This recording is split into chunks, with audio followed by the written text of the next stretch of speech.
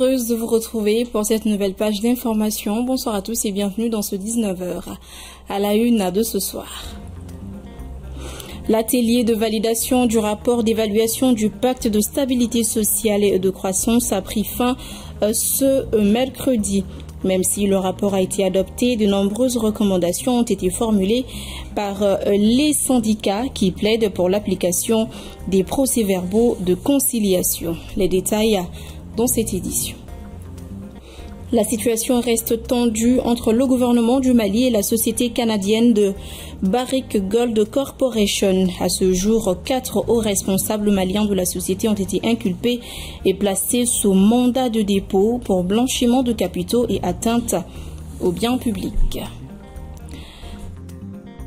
Les Maliens rencontrent d'énormes difficultés afin de franchir la frontière sénégalaise depuis plusieurs jours. Un problème de pièces d'identité serait à l'origine de cette situation. Notre correspondant à Caille, Michel Yao, nous édifiera davantage sur cette situation. Et voilà donc pour les sommaires.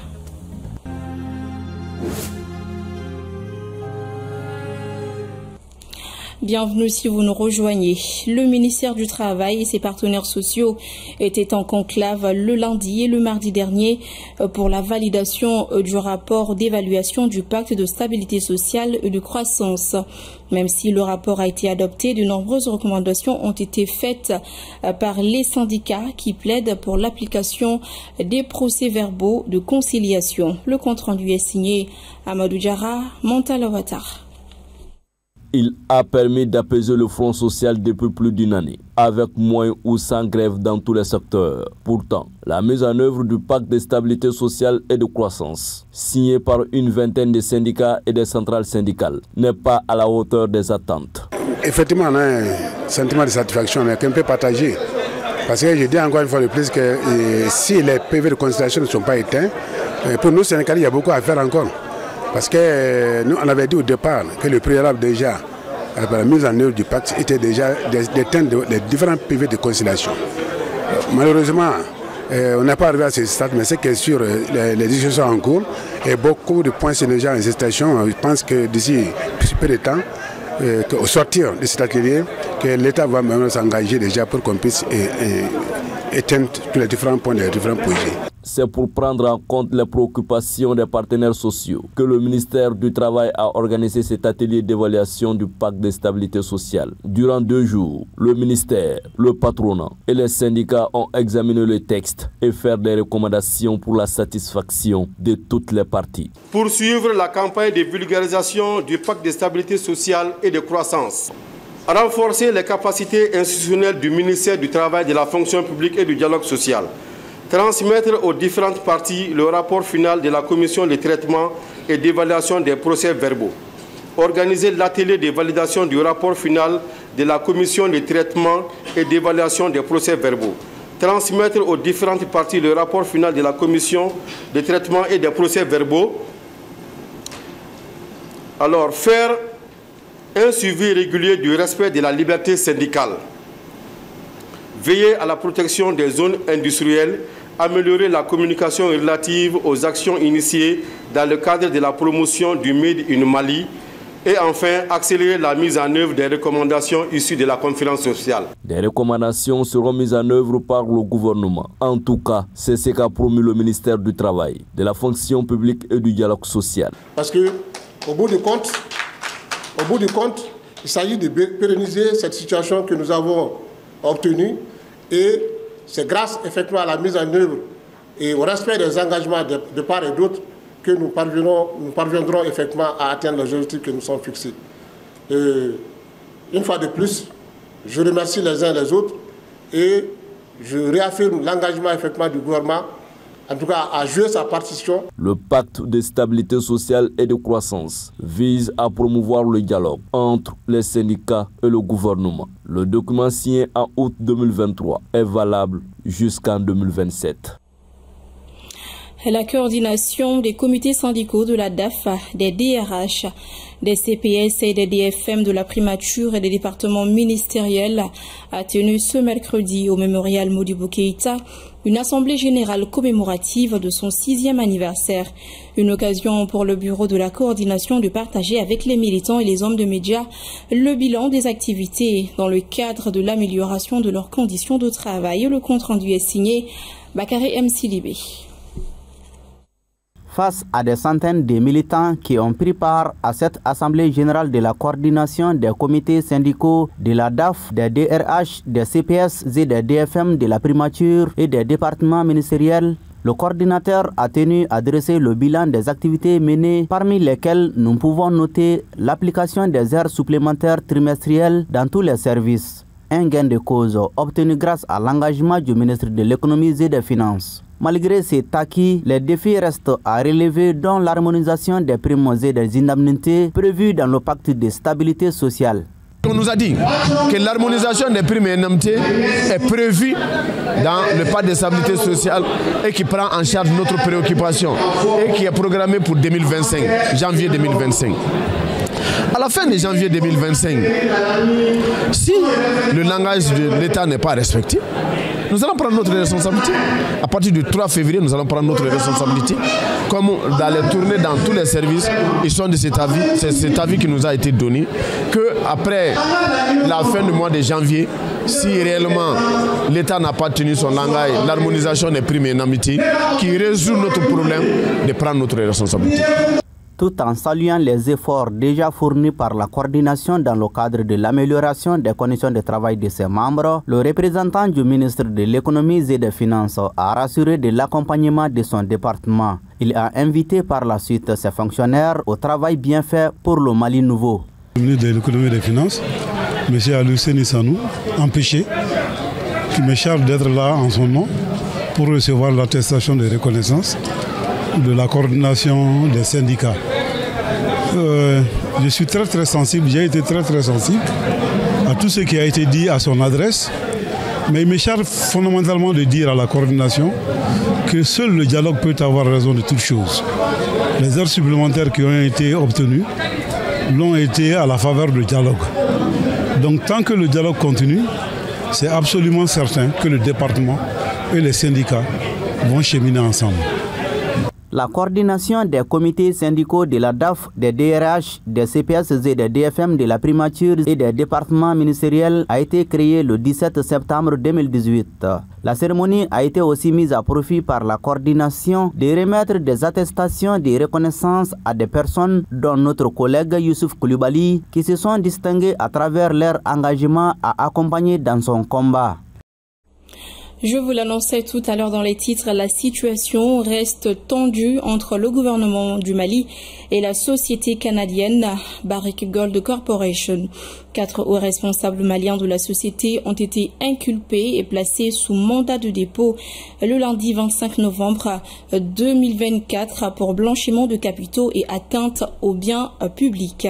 Cette information a été confirmée par la société minière qui réaffirme son engagement à discuter avec le gouvernement malien pour trouver un règlement à l'amiable aux différends qui garantirait la viabilité à long terme du complexe. Oumar Koïta. Depuis plus d'un mois, le gouvernement du Mali et Barrick Gold Corporation n'arrivent pas à trouver un terrain d'entente. La situation s'est dégradée depuis le lundi 25 novembre. 4 hauts responsables du complexe Loulo-Gounkoto, filiale de Barrick Gold au Mali, ont été inculpés et placés sous mandat de dépôt pour blanchiment des capitaux et atteinte aux biens publics.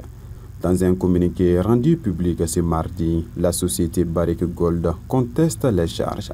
Selon le communiqué, Barrick Gold Corporation confirme que 4 employés de son complexe minier de Loulo-Gounkoto avaient été inculpés et détenus dans l'entente de leur procès.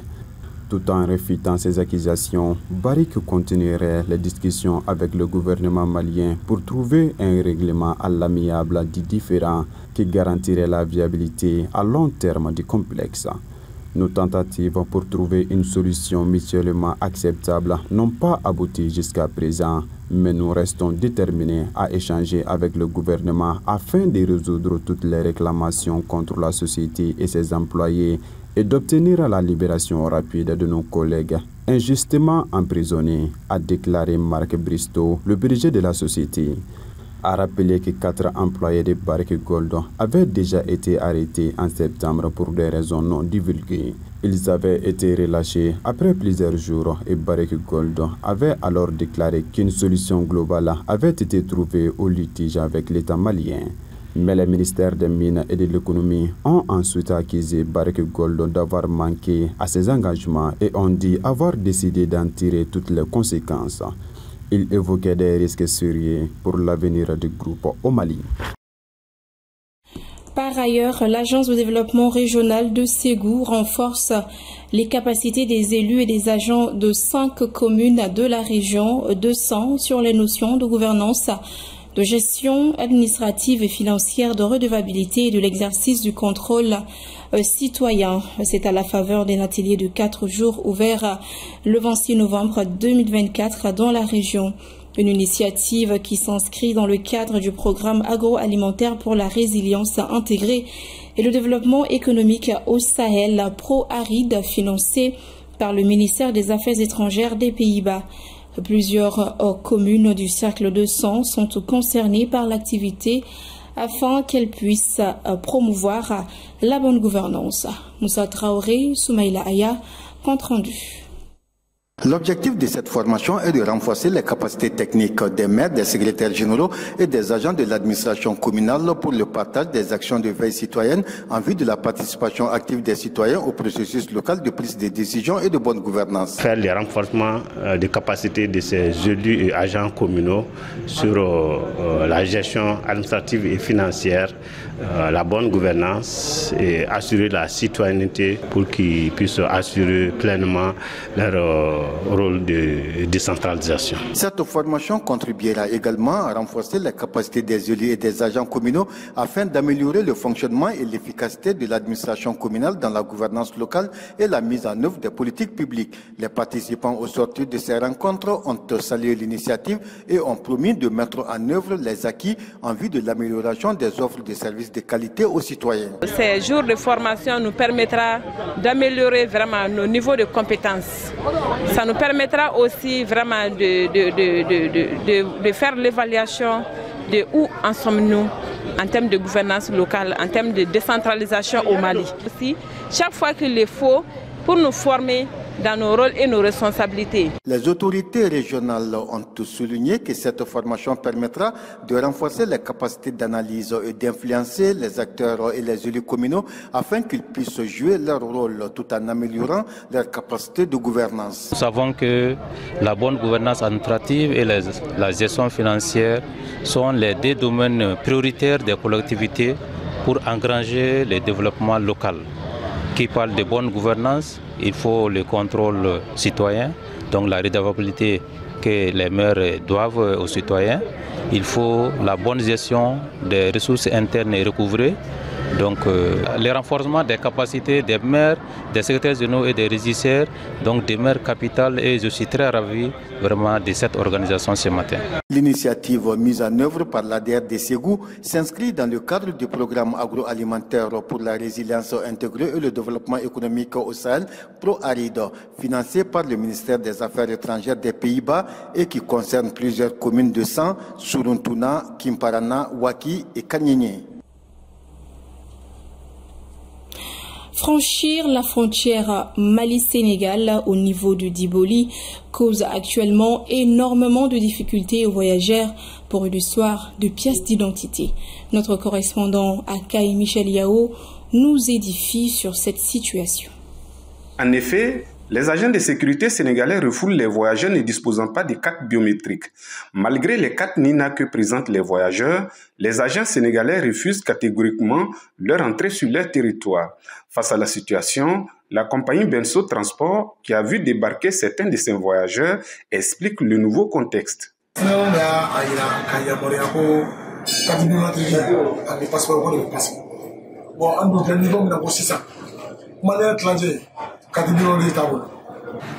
nous avons vu souvent, il y a 20 personnes, 30 personnes, c'est à cause de cartes biométriques ou soit passé. Bon, mais ça, parce que c'est une carte biométrique. Bon, à quoi d'aller là, quand Jamou est fin, côté de là, j'espère qu'on est à la matinée, les moyens enfants là.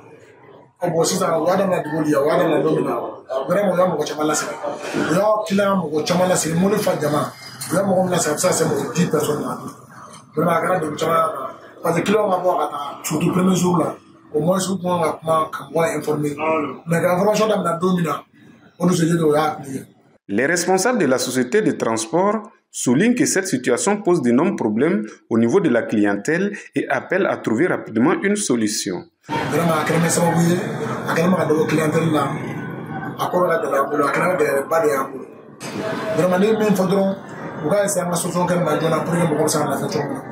C'est Mali et Sénégal, j'espère qu'il y a un peu d'équilibre.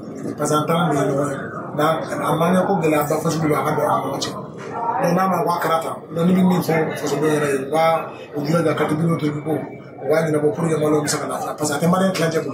En attendant cette solution, les passagers qui ne disposent pas de carte biométrique doivent prendre leur mal en patience.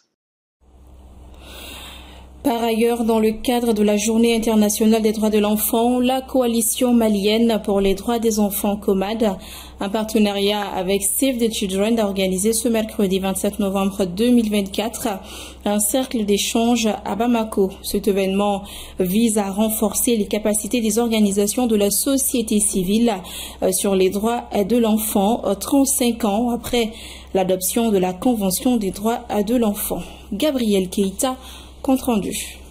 Cette rencontre a permis d'échanger sur la recevabilité et la promotion des droits de l'enfant tout en mettant en lumière les progrès réalisés en la matière au Mali, afin d'améliorer la gouvernance et la protection des mineurs, surtout face aux enjeux liés au changement climatique.